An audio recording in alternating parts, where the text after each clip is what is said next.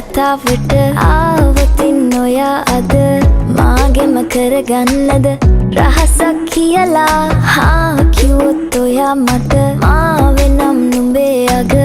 රැජිනිය සදහට මං දෙවරක් නොහිතා සැරෙන් සැරේ කෝලෙන් බල බලා ඇසේ අස්සෙන්